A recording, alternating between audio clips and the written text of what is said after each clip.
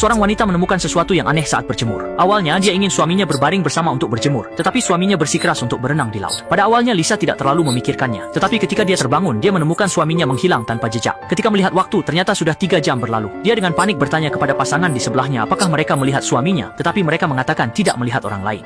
Setelah mendengarnya, Lisa mulai panik. Anehnya, ponsel suaminya juga hilang. Dengan cemas, dia segera menelepon suaminya. Tetapi setelah lama memanggil, tidak ada yang menjawab. Lisa merasa sedikit tidak tenang. Jadi dia segera mengenakan pakaian luar dan bergegas kembali ke pantai. Langsung meminta bantuan tim penyelamat di area wisata. Dia curiga suaminya mengalami kecelakaan di laut dan mengeluarkan foto suaminya untuk ditunjukkan kepada mereka.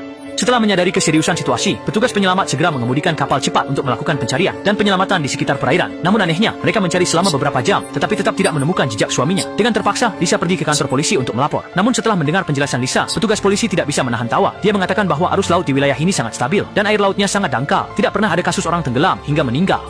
Bahkan jika benar-benar terjadi sesuatu yang tidak terduga, tidak mungkin sampai jenazah pun hilang. Polisi sama sekali tidak menganggap serius hal ini. Setelah selesai mencatat dengan sederhana, mereka menyuruh Lisa kembali ke hotel untuk beristirahat. Namun tiba-tiba telepon hotel berdering tanpa alasan yang jelas. Mengira itu dari suaminya, Lisa segera mengangkatnya, tetapi ternyata hanya panggilan penjualan. Hilangnya suami secara misterius membuatnya merasa gelisah.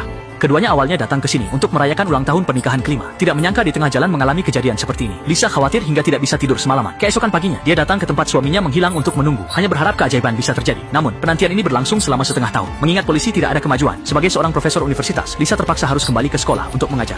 Yang membuatnya terkejut adalah teman sekelas baru yang ternyata adalah penjaga pantai yang membantunya mencari suaminya. Setelah bertanya, Lisa mengetahui bahwa anak laki-laki itu bernama Nick, sebelumnya bekerja paruh waktu di pulau selama liburan musim panas, dan kebetulan diterima di universitas ini. Ketika mengetahui bahwa suami Lisa belum ditemukan, Nick juga merasa sangat menyesal.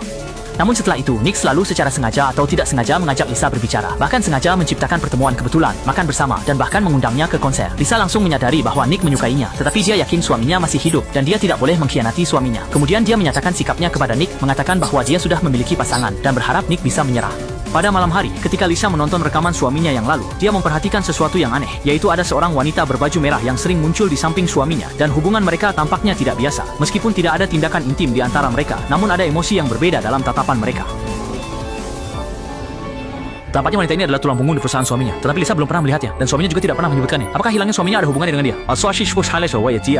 Untuk mengatasi kebingungan dalam hatinya, keesokan harinya Lisa membawa rekaman itu untuk bertanya kepada sahabatnya, karena sahabatnya juga kebetulan hadir di pesta hari itu. Namun sahabatnya mengatakan bahwa dia tidak terlalu mengingat orang tersebut, hanya ingat bahwa suami Lisa akrab dengannya, dan mereka datang ke lokasi bersama dengan mobil. Namun selama itu tidak ada tindakan mesra di antara mereka. Sahabatnya menenangkan Lisa agar tidak terlalu memikirkan hal itu, mengatakan bahwa itu hanya interaksi normal antara rekan kerja.